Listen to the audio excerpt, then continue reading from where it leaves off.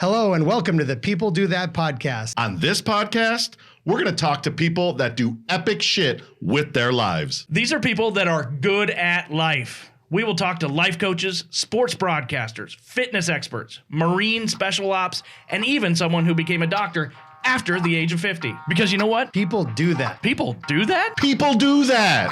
Well, I give you just a little bit, I don't need a lot. Open up your heart, show me what you got. The sugar tastes sweet, coffee in the pot. Now give me just a little bit, just a little bit. Give me just, yeah, now. Can I just say this as we start the podcast?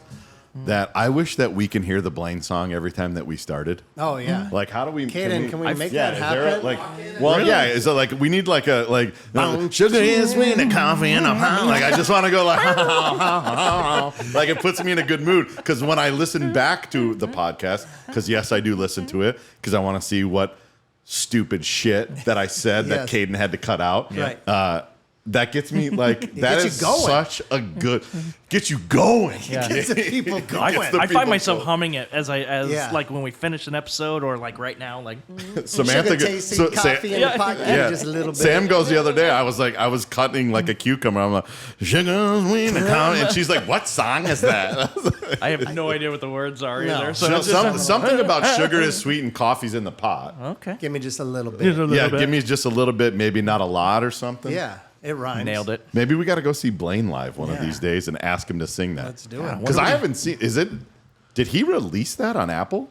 Yeah, that's been out for a while. What is it called? I think it's called Little Bit. It's called the opening to But People do you know Do what? That. If we're all in a bar and Blaine Long plays that song, do you know how many fans are just going to come up to us? Just I mean, we'll never get out of that we place. thought that it was. We thought that it was you guys. We weren't sure. Yeah. We have been busy. We have been busy. What have you been up to? No, and this was not on me because I got cryptic, like 2 pictures and a little video of Nick and Rob in New Orleans at the Great American Seafood Cook-Off, Gasco, as I call it. As most people. Yeah, we call it Gasco. The people that are actually paying attention. What was that? I was so you gave me just a little. I'll give you just a little bit, not a lot. What was it? Yeah, I didn't want to give you a lot because I wanted to wait to talk about it here. But for the second year in a row, I represented the best Mexican cantina in the entire state of Arizona. Keep going. Isabel's Amor. Excellent. And I represented Isabel's Amor and the state of Arizona in the Great American Seafood Cook-Off in New Orleans, Louisiana, at the Louisiana Restaurant Association Food Show. And you killed it. Awesome. We did a very good job. We did not win, much like the Latter-day Slayers in Long Beach. Yeah. Bullshit. But no, it was super fun. Politics. It's completely politics. But no, 14 quote-unquote chefs, because I do not steal valor. I am not a trained chef. But 14 chefs, quote-unquote, from different states were there representing their restaurants and their states, cooking seafood with whatever spin from their state. Do they look at you funny when you say our state is from Arizona and they look seafood? Seafood in Arizona? Yeah, so the way that I try to win this thing is by telling a story. My food was okay. Tim tried it. I actually had him over to try the food. It was amazing. It was not okay. All right, maybe it was better What was than it? okay. Seafood bouillabaisse. Okay. What does that mean to you?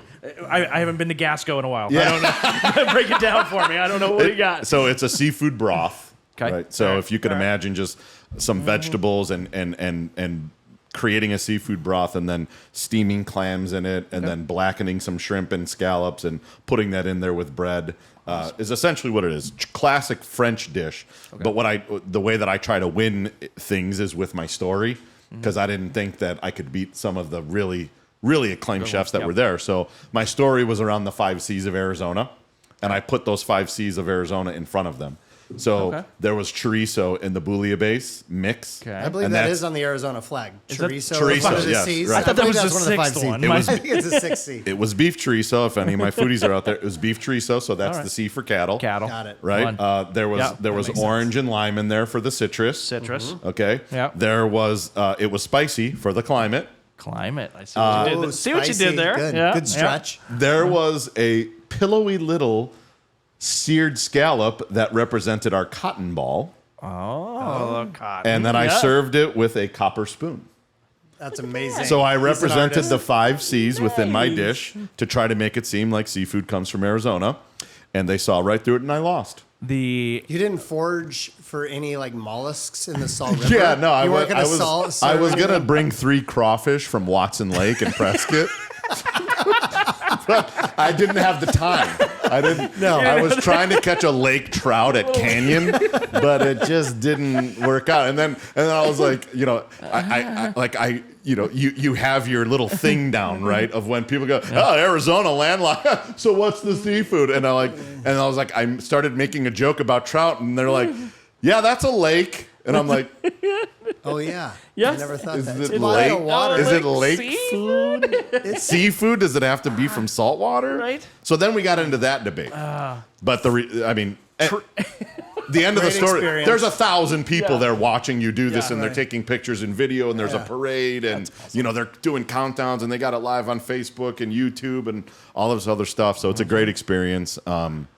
If they keep having me back, I'll keep pretending like I'm the best seafood chef in Arizona. But speaking of having you back, you got a date now for your Food Network showing, don't you? Yeah, so that just came out actually today. September 27th will be my next episode on Guys Grocery Games. Let's go. Yeah, Let's go. Maybe if you're a subscriber of the podcast Or a follower. maybe there will be like a little secret thing that we can have Kaden put in at the location that we're going to do a viewing party. Awesome. So we're going to check that out. But Yeah. I was representing your restaurant. Obviously, thank you for giving me the opportunity to do that. Nobody better. And when I say your restaurant, it's only because it's singular for Isabel's. But Sombrero's got another plural added to it. I saw you on the news. Yes, we had another baby. We opened up. What'd you name it? We named it Peoria. Yeah. It's a family name. Yeah.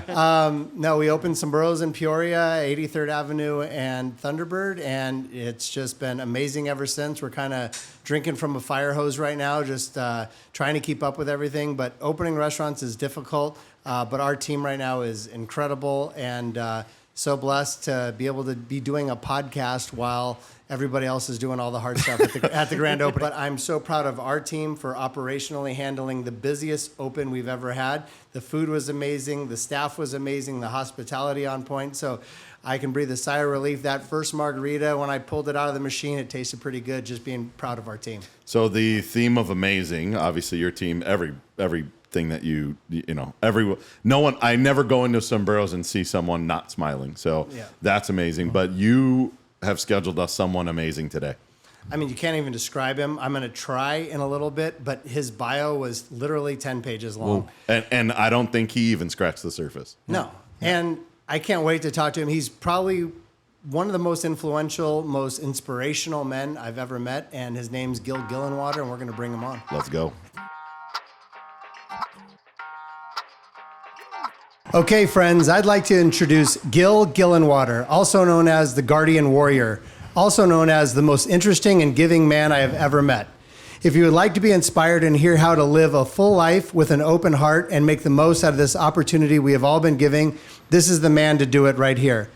I have known Gil for several years as the founder and visionary behind Rancho Feliz, which is a charity organization in Agua Prieta, Mexico, that focuses on improving the lives of the people in that community, and they have distributed over 500 tons of food, provided over 2.6 million meals to the community there in Agua Prieta. They have also infused over $20 million into that community. I have been down to Rancho Feliz twice, and I can promise you it will change your life. More on this later. Gil grew up right here in Arizona and went on to play football in college as a star running back. He began a wildly successful real estate career and also became interested in hypnosis and visualization. He then completed all 12 levels of Buddhist meditation teaching, but does not consider himself a Buddhist, rather a student of Buddhism and how our minds work. I could go on and on with his intro because I'm only about 1% done, but I'd rather just let him tell all about it. Let me just give out a few extra nuggets for you to think about. Gil founded and created multiple charitable organizations. He was a $500 million real estate producer before retiring. He took a vow of compassion directly from His Holiness the 14th Dalai Lama. Gil hitchhiked 1,800 miles on 56 rides to get from Illinois to Arizona. He parachuted 3,000 feet above Marana. He hiked 810 miles across Arizona from Mexico to Utah with 2 mules. He rafted 430 miles across Utah on the Green River. Gil visited over 70 countries. Oh, and he was also surrounded by 6 masked paramilitia gunmen with AR-15s and was nearly shot. He jumped off a ship into a freezing Arctic Ocean. He rode a bicycle 1,000 miles from Budapest to Berlin. And I've only scratched the surface. My friends, I give you the one and only, a real-life Indiana Jones, my good friend, Gil Gillenwater. Thank you, Tim. It made me kind of tired listening to that, but I appreciate the opportunity to be here. Yeah. Should we just end it right there? Hey, thanks. That was great. Or does this mic drop from here? Because I mean, that's biggest... officially that's the official largest, longest intro in People Do That podcast history. Yes, very and impressive. I feel like wow. I barely scratched the surface, but I just wanted to put some of those things out there just to let you know what a mind-blowing guy this is, and to think you're only 32 years old. Wow, done all that. Tremendous. Where do we start? I don't even know where to go with that. I want to know first, just because the people want to know. We got to give the people what they want. Like Gil, everybody wants to know how you arrived at the podcast studio today. Were you dropped from a helicopter? Did you hike? Did you hike with a mule? Or did you just drive like a normal person? No, I drove like a normal person, and I got to practice some of my Buddhist patience. Because that's a hell of a drive, let me tell you. What is it? Cave Creek you're coming down from? Cave Creek down to Gilbert. Yeah. But incredible. At least you didn't hitchhike or anything. Not on this one, no. Not on this one. Perfect. Well, I'd like to just start, I can't get past the being surrounded by 6 masked paramilitiamen with AR-15s. Can we just start with that? I want to know, what? Yeah, let's do the context of that, too, because I think I was about 6 things back of what you said with my jaw on the ground, where I don't know the context of what the militiamen were. So what was the context around that? Well, on this one, we were actually in Mongolia, and hiking Mongolia with some friends, and we wandered into a part of Russia where we shouldn't have been. Of Russia? It was the Ulaanbaatar is the capital there, and we actually got across the line. And they thought we were, it's actually called Tuva, and they thought we were Tuvan bandits.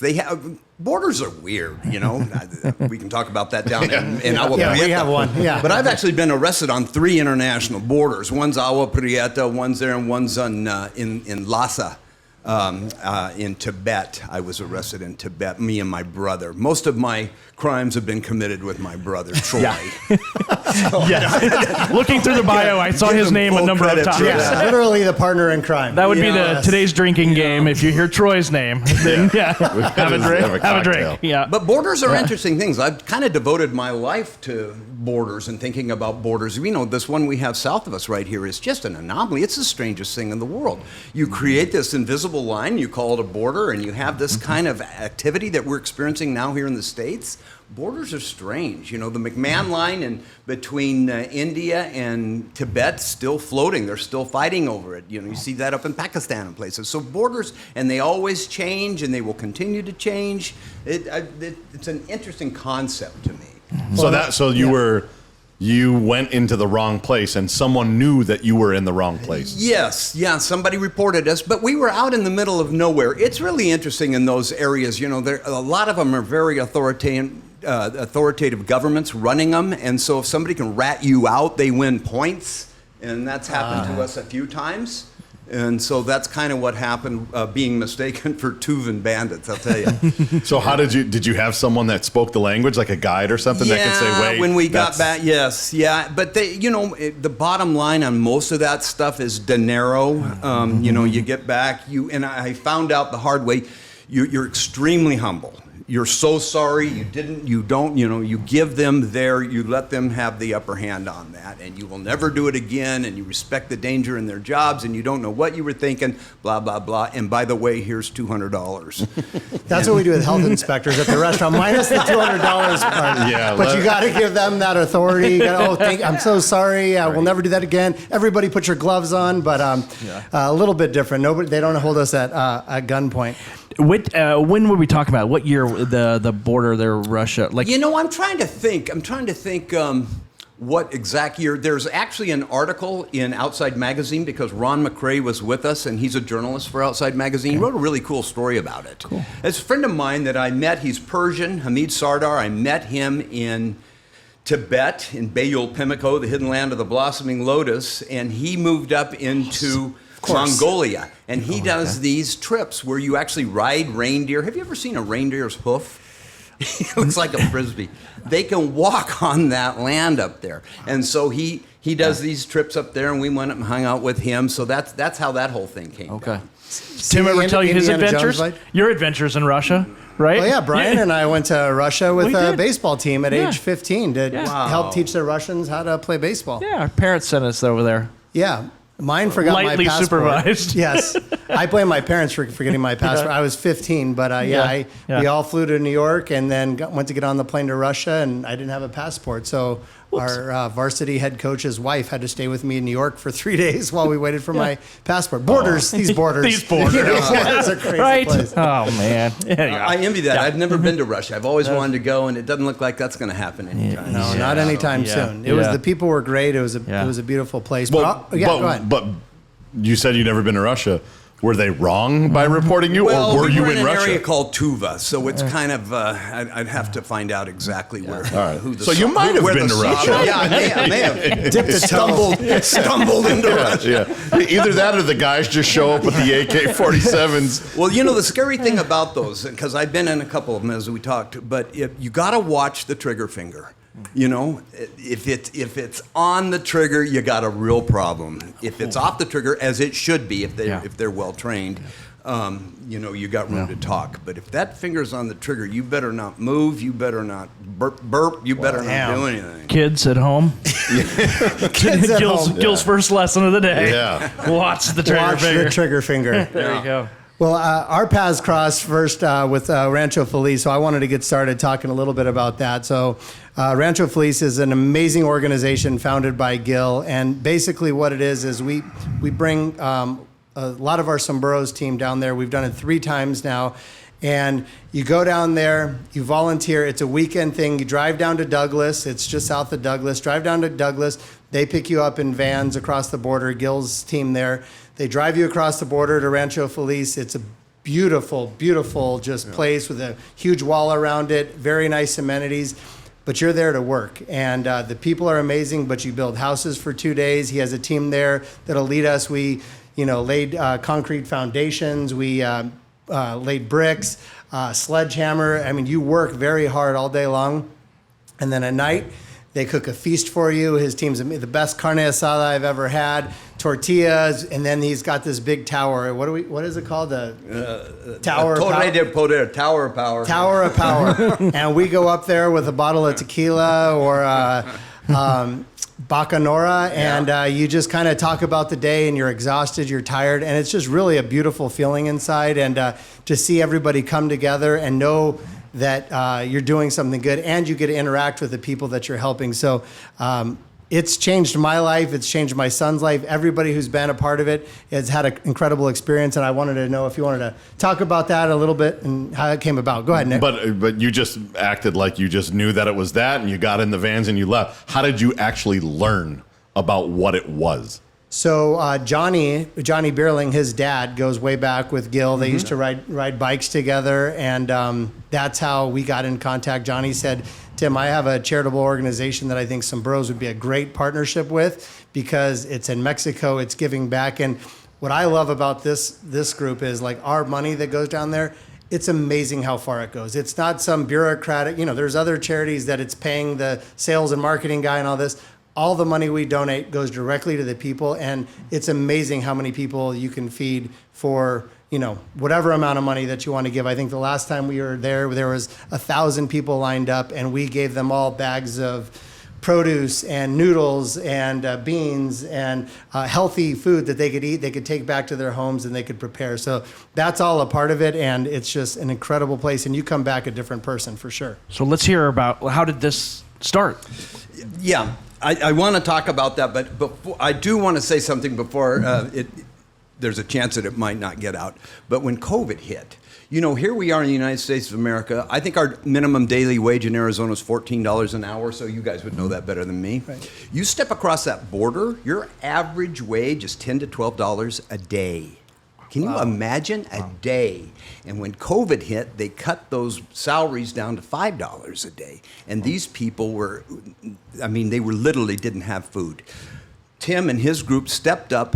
They funded, you know, whenever there's a thing like that in Mexico, people tend to pull their tentacles in. These guys did just the opposite. we got to step up. So every week we did actual distributions where we would go out, we know where the poorest of the poor live, Ladriera, Cartonlandia, places like this. And Sam Burrows really kept that community alive and eating for 2 freaking years. So. Thank you. I can't thank you enough for that. I mean, that was incredible. Okay. He never. By the way, he never told us that. That's how humble he is. He never told us Well, that. he's got a big plaque on the wall down there because to honor him and some of our other appreciated donors because they really stepped up in a time of need. It's easy to do it when everything's going well, but when when things are not going well, and there's people down there trying to live on $5 a day, it's tough. Before you get into it, what are they doing for $5 a day, or even 10 or 15? You know, if I were younger, I'd take on the Maquiladora system because it is a monopoly of every American company you've ever heard of, just the other side of the border, using Mexican labor, paying them $10 a day. To do the jobs that for Panasonic, General Motors, they're all there. Wow. And there must be an unwritten rule because they pay them $12 a day here in Juarez and $12 a day in Tijuana. So that's what they do. And I've gone in there. They don't like you going in there. I've seen Hanes T-shirts, and they'll fold T-shirts like this for 10 hours a day. It's indentured servitude, and I don't want to get off on that tangent, but it's kind of wrong. So that Gil Gillenwater can go to Costco and buy a flat screen for $150. So I mean, we have a hand in what's going down across the line there. Absolutely. But I got a little ahead of myself. I had just come off a wonderful month and a half float down the Green River with my brother Troy, all the way from Flaming Gorge, Wyoming to Lake Powell. Rented 3 houseboats, great big party, and just had a blast. Came home and was sitting down for Thanksgiving, and it's like Groundhog's Day. You remember that movie with Bill Murray? Yeah, Absolutely. And I said, Troy, we're gonna eat too much. Number one, that's a given. Probably drink too much beer. Odds of that are good. And watch football. How many times can you do that when you know a mere 4-hour drive from your home there are people without the basic necessities of the human condition? And I'm here to tell you, I say we're a renegade charity. I'm not patting my own back. I do it completely selfishly. Yeah. I really do. But we packed up and we went down there and I found this one gal. She was 22 years old. She'd taken in 8 orphans off the street and they were cooking tamales. They didn't have any indoor plumbing. And I said, how can this be? Now I'm in Scottsdale. I went to Arcadia High School. A little bit pissed off I didn't get a BMW when I turned 16. As you do. Of course. Standard. And saw this. But here's the really cool thing, Brian. Yeah. What happened is we would go down and we would take, clothing, and and I noticed more and more people wanted to come every time. And I'm going, well, this is odd. That's when it dawned on me. We are feeding their stomachs, so to speak. They're feeding our souls. Where does Gil Gillenwater have the opportunity to change the trajectory of an entire family? You want to talk about power? That's my heroine. Yeah, I can take a family who doesn't have a chance, and we can give them housing, and I say I. Whenever I say I, it includes about 7,000 volunteers, so I want to make that very clear too. But that to me is a rush. And it's going on our border right now, and I wouldn't want to live down there, I wouldn't want to do it all the time, but to balance my life, to bring a happiness in it that I can't find any other way to access. And in my estimation, sometime we all need to sit down and go, what the hell am I doing here on this planet? What's the deal? And I came to the conclusion, for me, and I'm only speaking for myself, that it's happiness. I want to be happy. I don't know what happens when I die. I really don't. I'm almost don't advocate reincarnation. I don't know if I want to go there. Again. Yes. or end up in, Kashmir or somewhere. But anyway. We're going to need a bigger map. Yes. We're going to need a bigger map. This is a global. We've gone global. But I do know that I am here. And so I want to do whatever makes my journey the happiest it can be. Now, we have fleeting happiness. There's great fleeting happiness in buying a new car. I love that. New girlfriend. All those things are fun for a while. But have you ever noticed it's the pendulum motion of relative duality? You're either too full or then it swings back and you're too hungry. And it's like your thermostat here. You're never happy except for that fleeting moment when it passes through. Yeah. And that's if we search for our happiness through our five senses.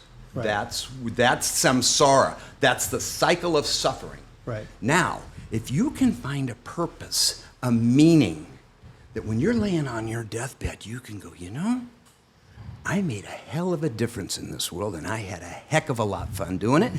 To me, that's a happy life. So I pursue it wholeheartedly. I think Mother Teresa is one of the most selfish people I've ever seen in my life. Why? She found out what she loved, and she did it with all her heart. That, by definition, is selfish. I feel the same way. So I don't know if that's answered your question. Yeah, I mean, but how old were you when this happened? To have this type of ability to just look at your brother after partying down a river and then going, fuck am I doing, man? Yeah. Like what? How old were you? What year was it? Nick, I think I was 30, 31, somewhere in 1987. Wow. Okay.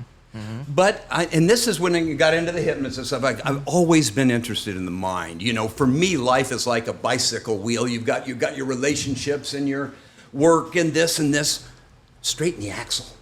Straighten the axle, and everything else falls into place.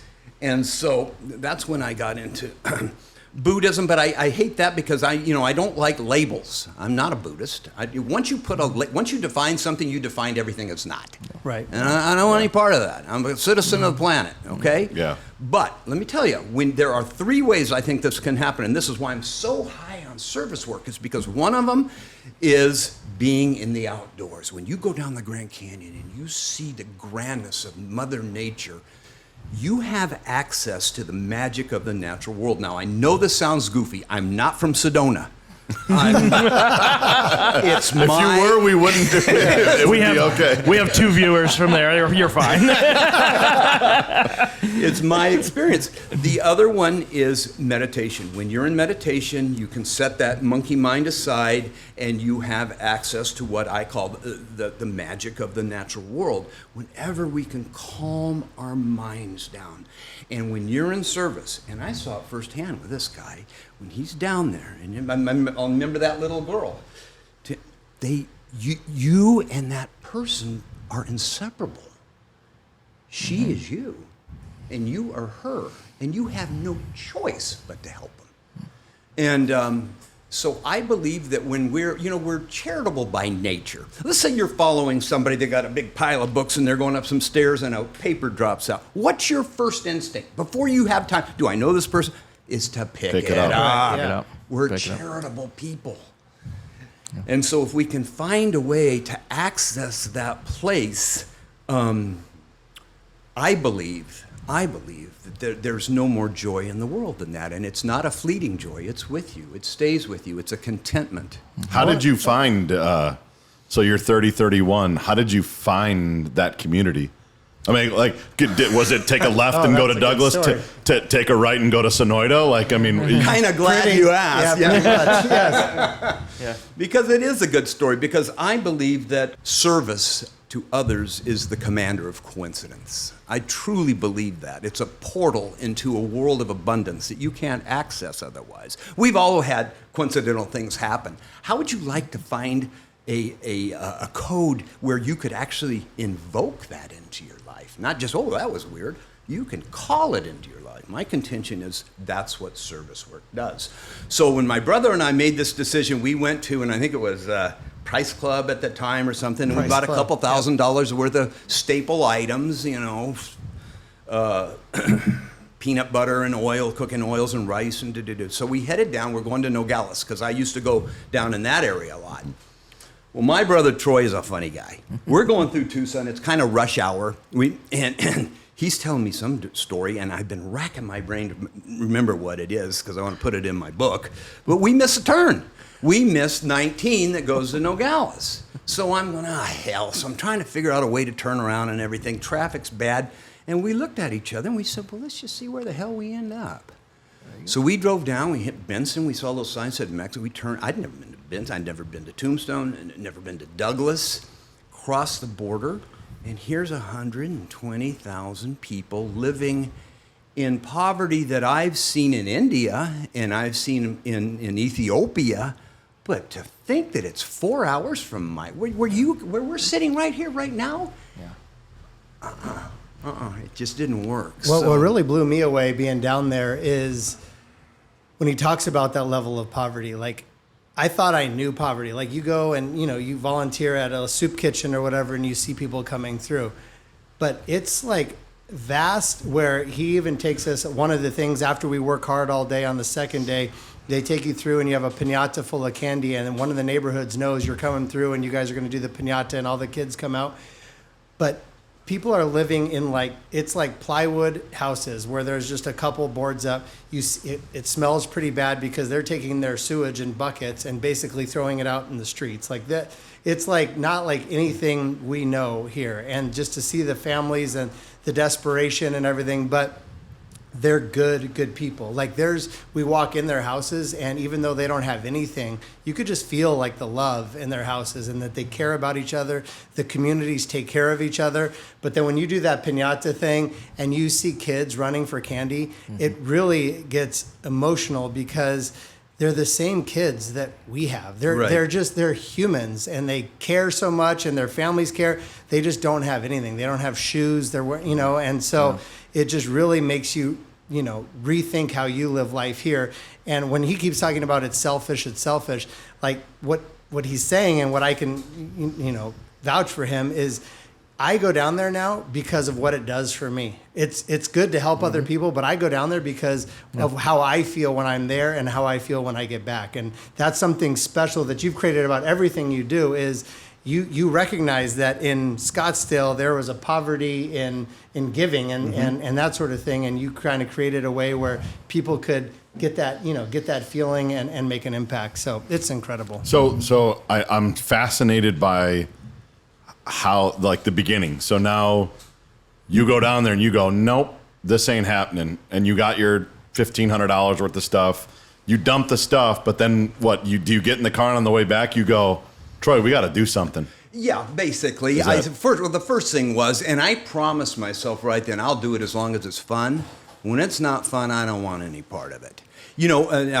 I'll get back to your question real quick, but I remember thinking, in America, charity has kind of a bad rap. I hate that word, charity. It's weak. It's truly a weak word, and it can be equated with sacrifice. I don't know if it's Jesus hanging on the cross. I don't know where that came from, but you sacrifice your charity. Now, imagine you three guys watching a football game, drinking beer, and it's over, and you say, well, what do you want to do now? Oh, hell, I don't know. Let's go sacrifice. Ain't gonna happen. Let's go sacrifice. Ain't gonna happen. Unless you mean it's the pork chops that I'm putting on the grill because I'm sacrificing a pig. That's the only sacrifice. Then that's probably what I am doing. But if I tell you, hey, Nick, come on, get on a Harley with me. We're going down. We're giving stuff out to the kids. I appeal to the ego. I always appeal to the ego, And you get them down there, and we have all our, back noises and throwing candy out and everything like that. And the tough guys would get down, and what would happen is the same thing. I'd always find the alpha male. There's always at least one. And I'd say, okay, here, take this and go give it to that girl. So he'd walk over there and come back to me and go, what are we going to do? And I'd say, what do you mean? He'd go, well, Gil, we can't leave her here. He looked in her eye, and I could tell you about it all day long. That's why we built that dormitory. Till you go down, you taste it, and you smell it, and you feel it. It becomes visceral, and you can no longer pretend, oh, I didn't see that, because you did. So I was riding a Harley at the time, and I like this. We guardian warriors, we're badass, you know? It takes more power to pick somebody up than it does to knock them down. It's true. So we're kind of trying to redefine that. And we got badge, we're guardian warriors, and you guys would march around, and people resonate to power. I've noticed that. So our crowds got bigger and bigger and bigger, and it's interesting because I've never taken, this was all volunteer. I mean, all volunteer, but it's just grown to a place where it's got a life of its own. And that's good. But I don't know if that answered your question, Nick, but the reason we didn't have an advertising budget, we didn't have anything like that. It was just word of mouth. Yeah, so yeah, it did. Because, I mean, when you think about 1987 till now, and dormitories and sombreros and plaques, and it literally was two guys in a truck trying to go make a difference for someone because they realized that they were just kind of fat, dumb, and happy, so to speak, right? So now, when you came back, you said to a bunch of buddies in the Guardian Warriors, or you might not even been called that yet. Hey, this felt good. You guys want a part of this, right? And then they said yes, and then their friends said yes, and then next thing you know, you're filing to be 501(c)(3)s and like doing all of these different things that you never probably thought that you would do. Exactly right? Correct. Okay, so then the dormitory and the people down there. Is there a mayor? Is there someone that says, "Hey, white boy, when you coming back?" Bingo. Hey, Wedo. Hey, Wedo, when you coming back? Right? Like, how do you create that connection with the town to make it, like, I don't want to say yours because it's not yours, but it is kind of yours. Yeah. Well, Nick, you're asking really good questions because these are things we had to deal with head on. The smartest thing I did is I aligned myself with some pretty, Mexico, not everybody in Mexico is poor, first of all. And Agua Prieta, a lot of them are, but there are some good people down there. And I had a gentleman, Demetrio and Kayla Ibarrola, who were related to the existing mayor at the time. And by the way, it's really interesting. In Mexico, it's all the executive branch. So the mayor in Agua Prieta is not called a mayor, he's El Presidente. Oh. Yeah, and he's got the juice. So, I've been very careful not to align myself or ourselves with any religion or any political group because there's no successive terms down there for a long time. So if you got in good with this guy, next time around, you're screwed. Yeah. And politics in Mexico is brutal. It's really brutal. So we get to know him. The interesting thing now, and I get this, I didn't understand it at first, but like when when the governor will come into town, they never bring him by our projects. Never. Because we're down there doing what the hell he should be doing. Mm-hmm. Mm-hmm. Whoa. Mm-hmm. Mm-hmm. Yeah. There you go. And no one's ever approached that person or that consulate, so to speak, and said, "We want attention. They deserve it." Well, attention, I have approached them many times because the road to our property is, as Tim will tell you, is not paved and the dust is just horrific down there and it affects our volunteers. And I've gone to that blankety blank mayor, I can't tell you how many times. Governor. Yeah, the governor. No, the mayor. We've never really worked on We've never really worked on the state level. Maybe we should.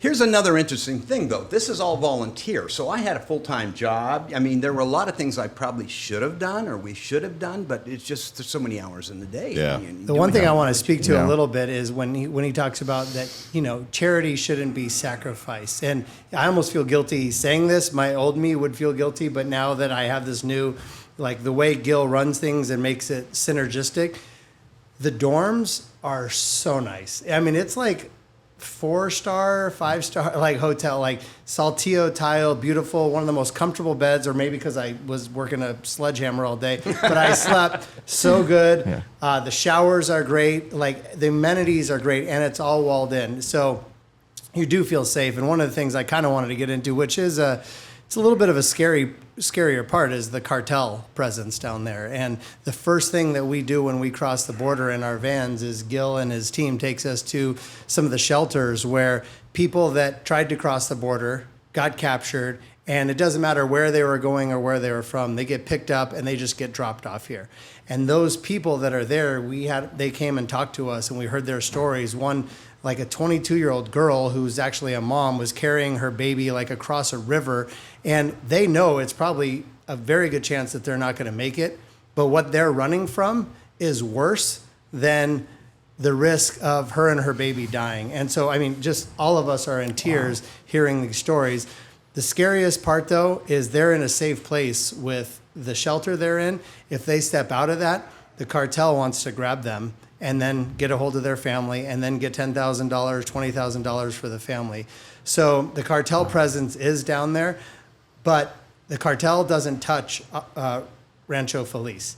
The walls are white. They're beautiful. There's not one graffiti. There's not one, because they are feeding the families of a lot of cartel members. Not all cartel members are rich living in mansions. Yeah. They're people that are doing the work, and their tias and their tios and their nanas are living in the poor housing that we're feeding. So they know that Gil and his team are doing great things down there. Still a little scary. I mean, yeah. There's like so much information overload in my head that I can't even keep it straight. But I think I'll jump in with it. So you're doing this. You do it the first time. Hey, this works. I would feel good about it. We're helping.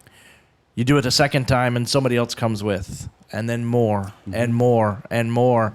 And now you've got this routine, and like you said, you had a job, right? And there's only a certain number of hours of the day, and then you start reaching out to some other projects, right? And I saw one that you're the run across Arizona, right, from Utah.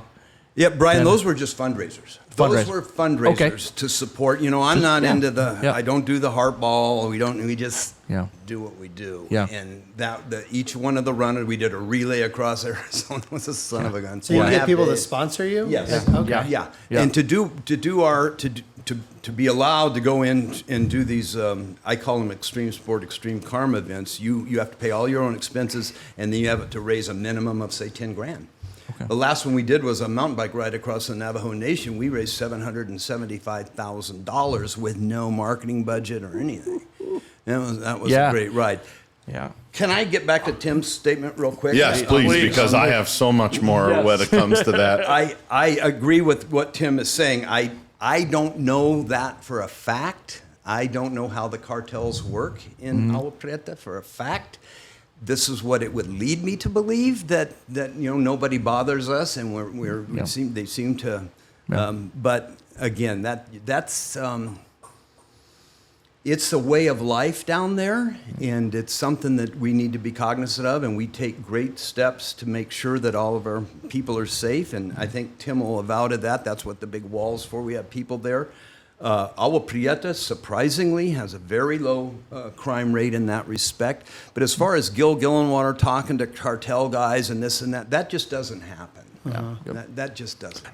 Go back to how was your Spanish before this? Had you ever been to Mexico before this? Yes. Okay, so there was a comfort level. Well, no, and my Spanish is still horrible. Okay. Tim will attest to that. But you roll your R's well. Yeah, with the mariachis, that's about it. A little more tequila, and I get better and better. But no, my Spanish isn't very good because I don't stay down there consistently. Yeah.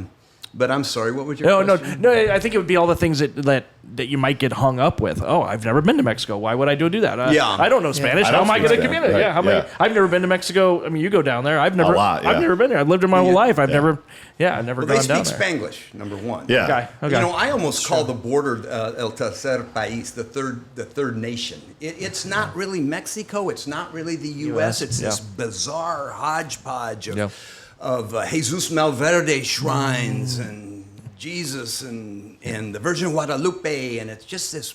I love it. Yeah. It's wild, but it's really cool when you get down to Douglas and you're waiting at the hotel. You park your cars at the Gadsden Hotel, where they have a deal where you can just park your cars there. And I was a little worried that my car wouldn't be there when I got back. It was fine. And then they escort you, and you're kind of just like, oh my God, all right, we're going into Mexico. Like, what's it going to be like? And as soon as you start driving in, it doesn't look that much different than Douglas. It's just like you cross this wall until you start to get in a little deeper, and then you see a lot of the poverty. But it's really interesting. But Gil, if you could talk a little bit about the Vicino project, because is it Vicina? Yeah, Vecinos. Vecinos. It's called Vecinos Dinos Sin Fronteras, Worthy Neighbors Without Borders. And my contention and my fellow volunteers and donors' contention is if we can provide the Mexican people a way to live and raise their families with dignity in Mexico, they don't want to illegally immigrate. And it's a fact. I've talked to them. I know. They don't want to leave their traditions, their families, their food, but you can't live on $10 a day. So we decided what we're going to do is we're going to provide housing and scholarships, becas. That's what they call scholarships down there. Since we started that program, we have issued over 3,000 becas.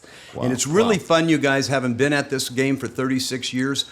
Now, I wonder if that's going to work. No, you see the kids graduating university, getting good jobs. Wow. One of the little girls that was in our shelter and everything is right now with her husband over in France, touring because they have education. Education is the only thing we can give those children that somebody can't take away. And without education, they're caught in that grinding generational loop of poverty. So we really pushed that. So we built this community. It's 42 homes. I had over 1,000 applications for every house. Wow. And here's another really important thing, you guys. This is right from my heart. Welfare sucks. Welfare doesn't work. And so the people who get even our food bag, they have to bring in recyclable plastic. Nothing is free. We need to learn that lesson here, I think. But anyway, down there, I can enforce my will a little more. In fact, I put in their leases and their mortgage documents that if their children drop out of school before they get a high school education, they're in default on their home loan. Now, would we ever foreclose them out of their house? Nah, probably not, but they don't know that, right? Okay. It's important, and they have to make monthly payments. They have to do 200 hours of community service every year. They have to be invested in their homes, and even their children's scholarship, there's a copay. You got to be invested in your child's education. And so the interesting thing is, charitable work can be very dangerous. When you go down there as, oh, look at me, I'm the rich gringo and you're the poor Mexican, and look, I'll get out my wallet and here's $20 to you and $20 to you. You know what you create? You create a real animosity because you have it to give and they don't. It's this unequal level of energy. I'm the benevolent giver. Oh, and by the way, you're the little receiver, and I've established that in front of you. You know how I learned that? From a Tarahumara Indian down in the Barranco de Cobre in Chihuahua. Those distance runners, we used to enter him in Angeles Crest 100, and I bought this really cool knife for him. And his name was Felipe. I was really excited to give it to him. I got down there in the Copper Canyon near Batapilas, and there they were. And Felipe, look what I got for you. Look what I got. And I gave it to him, and he looked at it. I went over and did something. I came back, and there was the knife on the log. So I grabbed it, and I went running after him. Felipe, you forgot your knife. And one of the other guys grabbed me, and he said, oh, no, Gil. I don't know how to tell you this, but you did a really bad thing in our culture. I said, I did it bad. What was that? He says, you gave him something without any warning, so he had nothing to give you back. Wow. And I had created this uneven relationship. So now we call it reciprocal giving. Every program we institute, that individual that is the receiver gives back, has something to give back. And that's even down to the thing we're saying. We feed their stomachs, they feed our souls. But there has to be reciprocity. And that way, they maintain their dignity. Our one was the food distributions Tim's talking about. We really pride ourselves on those. And those are old ladies and young kids. And what the hell can you have them do? They can't pay. They can't work. Well, I looked around, and the discarded plastic bag is the Agua Prieta National Flower. And I said, well, they can pick up 20 of those. And so I said, I put on the ticket. Yeah. We called it Cleaning Up Agua Prieta for Baker for Scholarships, because we could use the recyclable proceeds to fund a couple of scholarships. So that was the requirement. So the next morning when I came out, and Tim will attest to this, they start lining up hours to get their one bag of food.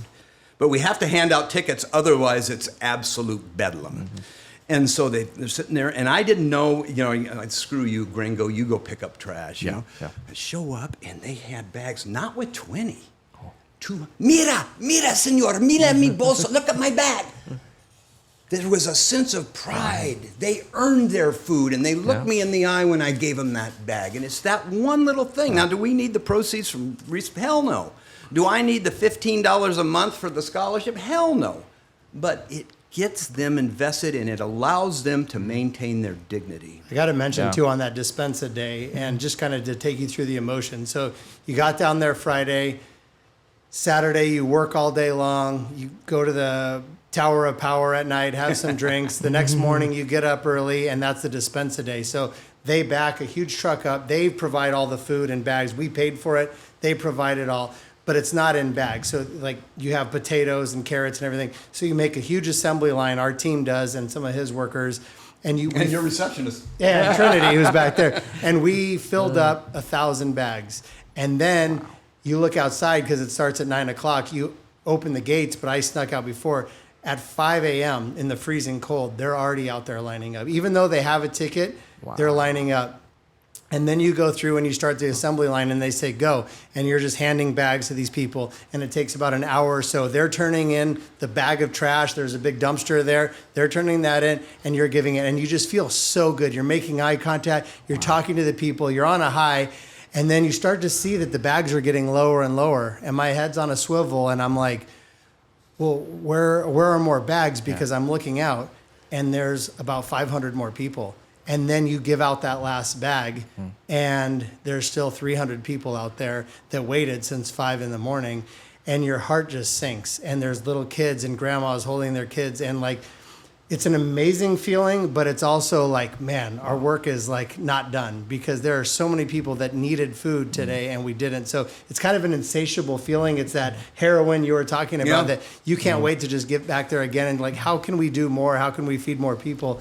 But it's an emotional roller coaster. I mean, a lot of the girls and guys just in tears when you see, you know, the food's out and you gave everything you had, and but it just makes you want to do more. So it's a very reciprocal thing that you've created on there. And it's Is that amazing. a once a week thing, the bag, or like how does that work? That typically works when we have big groups come down that will fund them, like Kim's group. There's enough food to feed a family of 5 in there for a few days, so it's a good bag of food.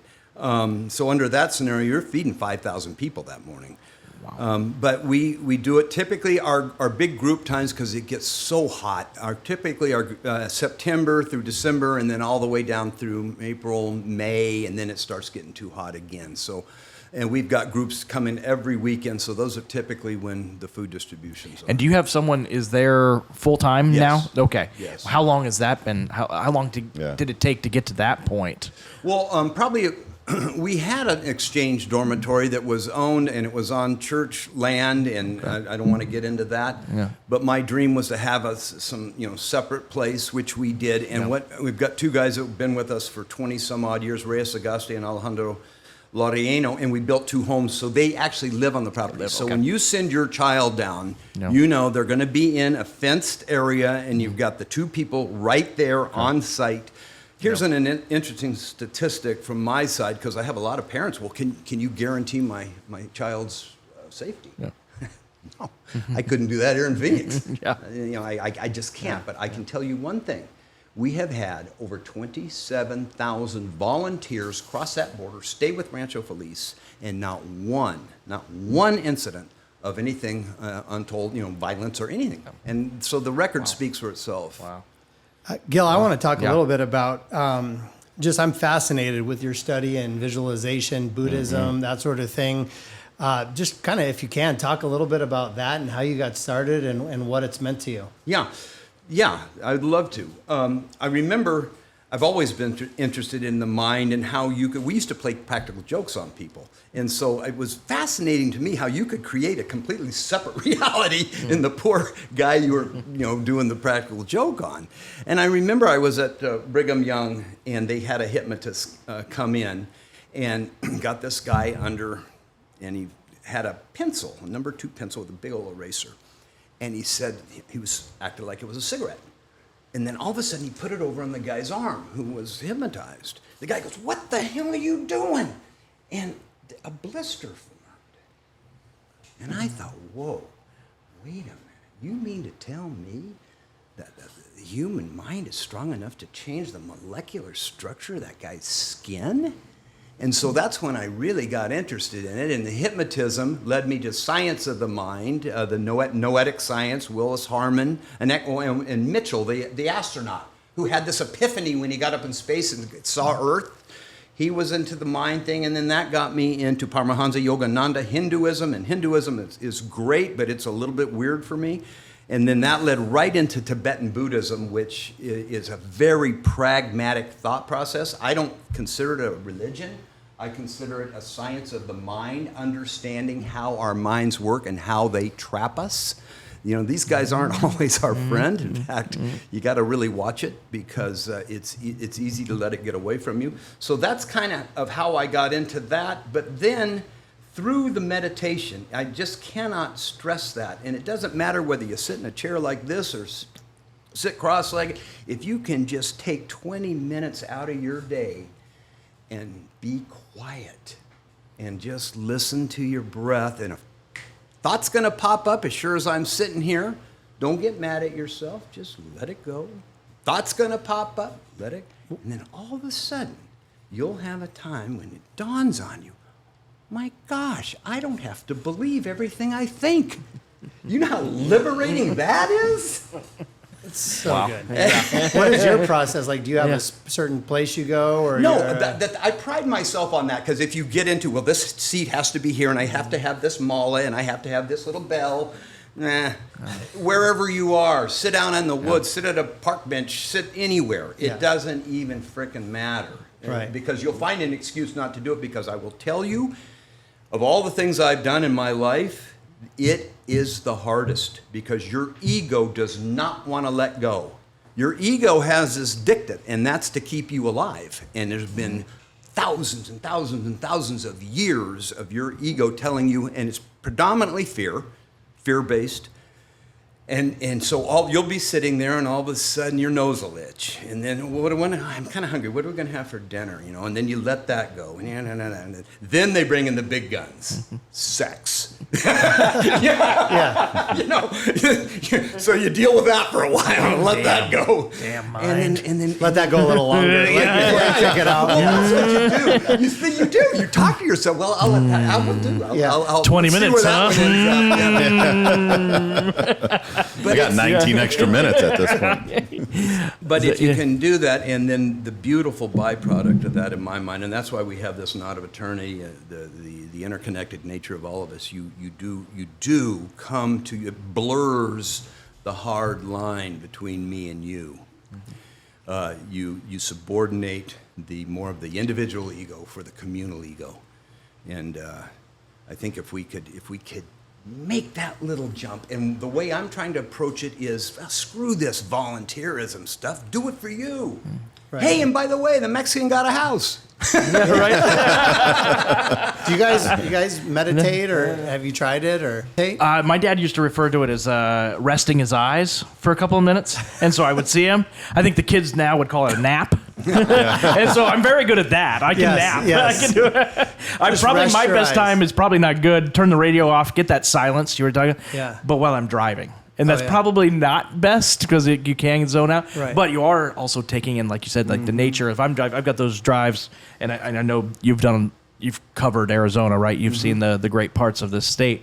Some beautiful drives that I've had a chance to make. Yeah. And just turn that radio off and just kind of absorb it and take it in. It's exciting. That's one thing that I learned from a speaker not that long ago, is like passive meditation versus active meditation. Like, I used to think that you had to be, like you said, you had to have your bell, your candle, all this stuff. And like, I tried that a few times. It was hard for me. But active meditation, I think about my dad, who just like loves to plant flowers. And I'm always just like, Dad, you're so busy. And like, why don't you outsource any of that? And he just loves it. And I know now why he spends hours doing that, because it's just like he's zoned out. He's just, that's what makes sense to him. He's calm. He's probably not thinking about restaurants or anything like that. So I felt that, you know, if you go for a walk or go for a jog or swimming laps, it's just like calming that mind. And it's amazing. Like, I'm nowhere near a master at it, and 20 minutes seems like an eternity. I can do maybe like 5 of just sitting there, but I do think there's power in that, or magic, or manifest that shit. I always just joke and make it, manifest that shit. Yeah. It works. Real, that's real. You really manifest that shit. That's actually real. Yes. So actually, it's interesting, that, you know, because we kind of got into this topic of the meditation and all of the different things, like how this led to the Hindu and that led to this. Like, that's fascinating to me.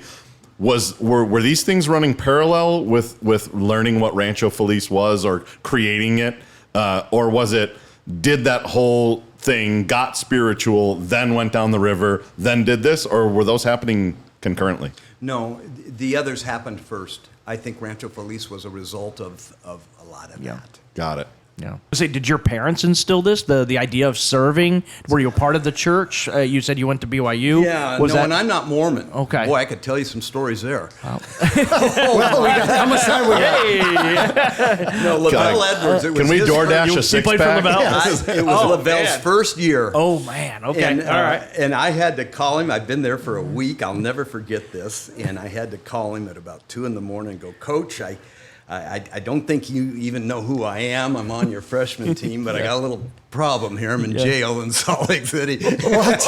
But no, I can't. Yeah. I can't go into why, Tim. We'll edit it out. Fair. But On we'll part play 2. back to the tower. Yes. But so no, I'm Yeah. not Mormon, but I Family and... my father was an attorney, and he was an attorney. He had an acute sense of social justice. My mother, if we ever laughed at somebody who, she would say, you just don't do that. You're better than that. So she instilled, even to this day, when I have a decision to make, I follow her. She err on the side of being too kind.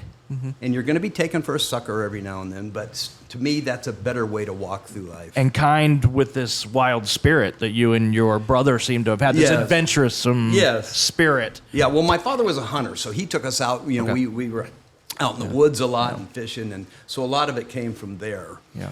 But So how did you? I mean, all of the different travel and the armed gunmen near Russia, near, or the you're talking about Tijuana and meeting those people down there, or all of these different places that you've been, and producing hundreds of millions of dollars worth. How did you? Are there 2 or 3 of you, or like how did this actually happen? Well, there were. Yeah, that's a good question again.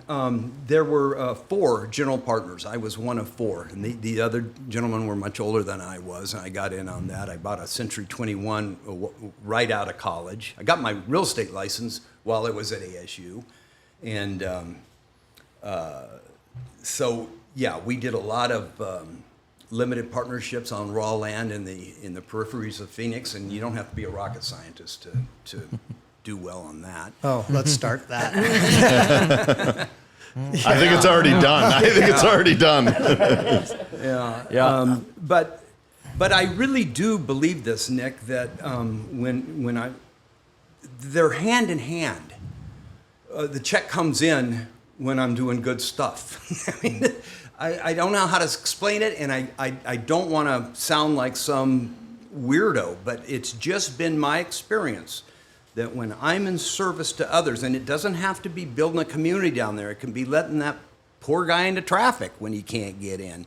Just those little things, it's a portal to a more abundant life, and I was given a very abundant life. I worked for it.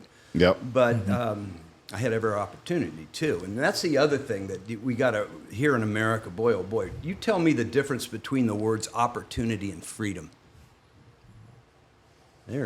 I've never found it. They're virtually synonymous. You don't have any opportunity, you don't have any freedom. So what we say in Mexico is we specialize in the democratic redistribution of opportunity.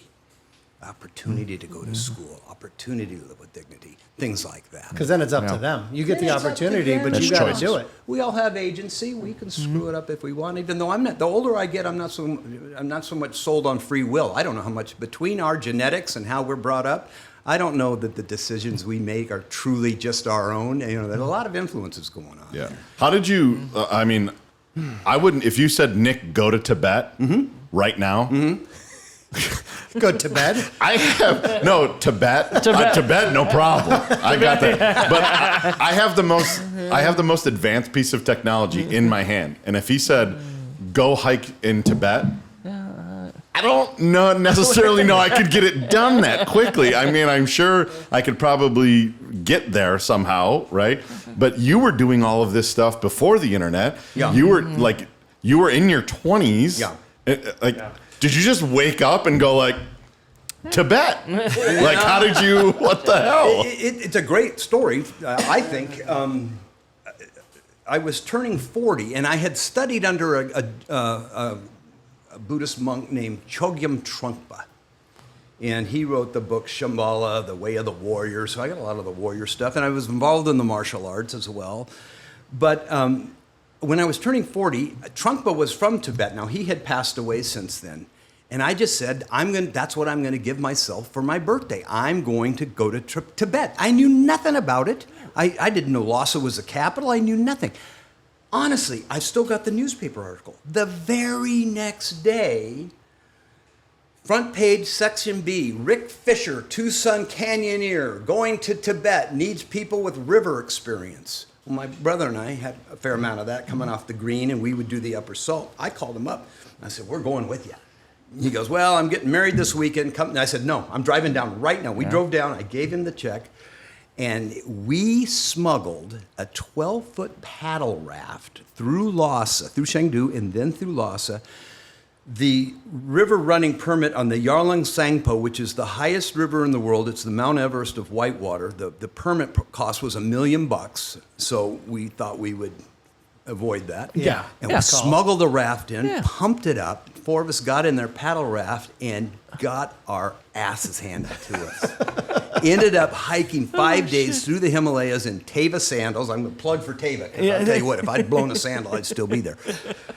And that's how we ended up there. And then I met this guy in Lhasa. What the fuck, man? God damn it. Hey, this started with he gave himself a birthday present. So This is a birthday present. little wins. Let's Maybe start there. Like I get like sausage and pepperoni on my pizza for my birthday instead of just sausage. You had Timapalooza. Yeah, like you had a party. I didn't go to party. Tibet. That is We're going to incredible. Tibet. My Let's do it. Wow. That's unbelievable. Wow. But Yeah. there was you were 40, so it's not like you just jumped on Google. Like, how did you actually do it? Well, this gentleman, we had some of the very first permits from the Communist Chinese to get into the southeast section. And we ended up meeting a guy from Oxford named Ian Baker, who is a brilliant man in Buddhism and everything. And he said, wow, he heard us in Lhasa. There was only one phone in 1994 to call home. I think it was $25 a minute or something. And he said, wow, you guys had an amazing experience. He goes, how would you like to come back in a year with me and do a circumambulation around this Vajrayogini's heart chakra, a mountain called Kunda de Simpatron? Jeez. And so off we went. And then, but here's the, I'm writing a book. I'd love to share it with you. But we went back in 97. And the leeches, I had the record. I had 22 leeches on me at one time. By choice? No. Okay. Fair enough. They do that for blood flow nowadays. I thought this was some weird Buddhist thing. Pulled a leech off of my friend Jerry Dixon's eyeball. I mean, it's horrific. In 95, it was so horrible. We went back in 97, and I said to my brother, I can't do this again. And he goes, Gil, I was just going to tell you the same thing. So we split from the main expedition, which was very dangerous, because then we're off the group permit in communist Chinese occupied Tibet. And so we found some guides, and the world opened up. And Nick, there is a waterfall on that Yarlung Sangpo. It's so rugged, nobody had been able to do the whole thing. The Brits have been trying, everybody had been trying. My brother and I and one other guy stumbled upon the lost falls of the Brahmaputra, which the explorers have been looking for forever. And it was this just coincidental group of the clouds would clear, and here would be a guide with a flintlock rifle, and the other guide would say, well, I don't know what's going on. And he said, well, I know, I've heard of this. And we would go from place to place to place, and ended up finding that.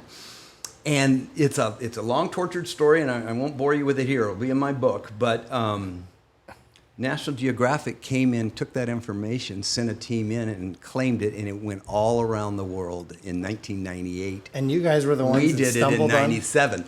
So the title of my book is Finding Tibet's Hidden Falls and the Duping of National Geographic. Wow. Because they got That duped. is incredible. When you're doing your book tour and promoting, maybe we'll have him back on the podcast when we have some more Absolutely. followers so he can promote the book. Tim, if we could just quickly touch on the border. Yeah, let's and talk what's about it. going on there. Yeah. Yeah. Because this is near and dear to my heart. Yeah. Last year, 883 people were found dead on Arizona soil trying to get a better life. 883. That's in the Cabeza Prieta district. That's over near Ajo, Arizona. My brother and I and some friends, we hike those trails because it's just bizarre, you guys. It's almost like war porn. I mean, you find bodies, you find backpacks, you find Bibles, you find all these things from these poor people just trying to get into the United States. And aren't the numbers like they found 800 or whatever people, but they estimate that there's 5 dead people out there for every one they actually Border find. Patrol says you typically, because the heat and everything, they just disintegrate really quick. But they say they find 1 out of 5, so that would be what, 4,000 bodies a year on American soil. Is that just in that area, or is That's that our just in border? Arizona. Oh, that's just in Arizona. Now can't remember what the border of Arizona is, but the entire border is 2,000 miles. But that's just in Arizona because it's the funnel effect. They fenced off all the easy places, so it pushes them all into these rugged areas. Yeah. But the Argentinians came up with a way to nuclear DNA. If we find a body that's freshly dead, you can do like a 23andMe $200 DNA. But if it's been dead for a while and all you have is bones, they have a nuclear DNA test. That's about $1,100. And so there's probably 3,000 bodies stored in in trailers at Tucson Medical that our government's not coming up with the money, the Mexican, and these are people, this is somebody's brother, sister, mom. It's a stain on our collective conscience. I almost feel like it's going back into the Martin Luther King days, when it was just, you're going, how could people allow this to happen? And I don't want to get into a lot of the politics, but there are workable plans. It's called the Braceros program. In World War II, when all our guys were fighting wars, somebody had to pick the lettuce. We went down and brought back about 4 million Mexicans to pick our lettuce. We vetted them. They weren't criminals. They paid taxes like everybody else, so they weren't a drain on our system. They worked, and they could go home. Up where I live, up near Cave Creek, restaurants can't get help. No. What is the mystery here? But meanwhile, while we sit here and watch the Suns play basketball, these poor human beings are dying the most wretched death you can imagine. And I want people to understand what's going on. And by virtue of we're in this country, we all have a bit of a hand in it. How do you think? What is the answer? Like you mentioned the World War II thing. That's news to me. I want to read about that. But is it going back to something like that? Is it just because our system is so bureaucratic, red tape bullshit, Politics, and we're so divided from the left and the right that we can't even get to a middle ground, that this is a human and we need to figure this out together? Is that, what do you think it is? I think I watched a video that was done 20 years ago, and it's exactly the same as it is today. We haven't been able to make it. Again, I don't want to jump into politics, but I don't think you could do a worse job. Let's leave it at that. I don't think you could do a worse job. Here's something we all need to think about, though. There are 600 million people on planet Earth living below the poverty level. America just can't take them all in. I don't like the idea of a big wall. I truly don't. But I'm here to tell you, I don't know what the others, we can let some into work, but it's the way of the world. I mean, it's bad here. You know what's going on over there in Greece and some of those areas. It's something we're going to have to, as a planet, figure out. Otherwise, there's going to be a planetary revolution of the haves and the have-nots. That's what was amazing to me is to talk to Gil about it, because I have opinions about the border and that sort of thing. And I thought I did until you actually talk to somebody who's on the border and goes on those hikes and is finding the bodies. And it was just really eye-opening. And I want to bring on more guests with different perspectives on things for that exact reason. Like, this is somebody who's not just like has an opinion, he's living it and sees and trying to make, I love the philosophy of Rancho Feliz too, is you're trying to make the life better there. Yeah. So they're not trying to get over here because they don't want to do that. Like, so, sometimes your mind goes straight to how can we help these people get over it? Like, they don't want to do that. They want to be with their families and their kids. Right. They just want to make a livable wage and be able to eat. And so that's, praise to you for what you do. Have you created a relationship with any of the Border Patrol down there? Not more than, just a friendly talk. I feel sorry for those guys by and large. They get a bad rap. The ones I've met are really compassionate. They know. A lot of them are Mexican. Yes. Yeah. Yeah. And they know. But here's the thing, you guys. It's the law. This is my big problem. I've been in a lot of countries. And the one thing that separates us, there's several, but the one big one in my mind, we are a country of laws. We have laws and we obey laws and we enforce them, and that's why it works. No. Once you start deciding or letting your citizens say, well, I'll obey that one, but we're not going to obey that one. That's a slippery slope. Mm-hmm. It's a very slippery slope. I wish these people who are blaming Border Patrol, blaming the wall, go get the law changed. No. If you don't like it, put your energy in changing the law, but don't encourage people to break the law. Yeah. That's just to kind of bring full circle is just my friend Reyes, who's my friend now. He works for Gil down there. He is one of the greatest humans I've ever met. He's the one that drives us around, takes us everywhere. I sang mariachis with him after too much tequila, but he was just somebody who lived in Agua Prieta and became one of the homeowners in the Vicino that Gil and his team built. And then his kids were allowed to go to school and go to college. And so, or go to school to get out of high school. And so they could have easily been the people living in the plywood houses and cardboard box houses. They had this opportunity. His son, Reyes' son, graduated from high school, graduated from college. He's now, is he an engineer? Working on the green, whatever the green technology is for... In Germany, is he the one that went to Germany, right? He's in Berlin. He works for Rolls-Royce. He works for Rolls-Royce. So born in a dirt floor shack. Reyes, born in Agua Prieta, gets an opportunity, not charity. He got an opportunity. His kids made the most of it. His son is now working for Rolls-Royce in Berlin, and Reyes gets to go back and forth and visit him. And one of the most amazing men I've ever met. And you just talk about that's just one example of a life that his organization has changed, and there's thousands out there. And if that's not inspirational, I don't know what is. God damn, man. I mean, it's unreal. So if you had to guess, how many lives you've affected in a positive way? And I want to say this, it's me and all the donors and volunteers. Yeah, sure.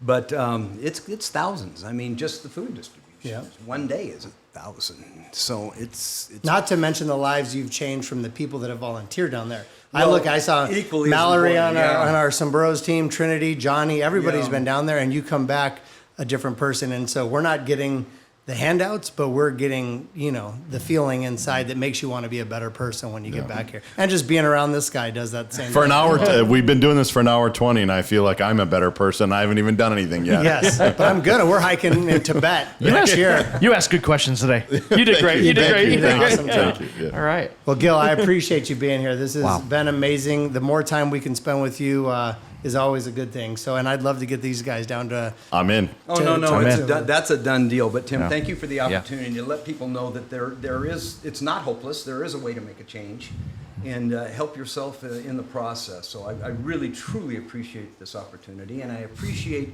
you funding the food for the community of Agua Prieta through COVID. That was a phenomenal gesture. Well, we're going to keep... How do we... I think we should definitely cut this in here.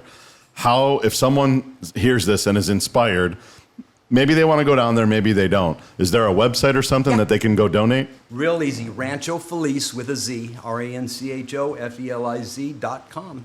and then you just go on there, and there's and 100% of the proceeds go to the cause. No, we have administration fee and stuff. I don't take a salary, but we had to hire some administrative work. Okay, yeah, but in other words, there's not. I just read an article about the CEO of Goodwill who makes $4.2 million. Yeah, crazy. It's not that organization. Like, come on. Yeah, You come can on. check all the. There's several websites you can go to check what the rating of a charity, and we've got the highest rating there is because we really have a low overhead. Amazing. That's awesome. Amazing. Let's do it. All right, Gil. Thank you very Thank much. you so much, Appreciate Gil. it. Thank you, Gil. Thank you. Oh, now give me just a little bit, and I don't need a lot. Open up your heart, show me what you got. Sugar taste, sweet coffee. Give me just a little bit. Give me just a little bit, and I don't need a lot. Open up your heart, show me what you got. Sugar taste, sweet coffee.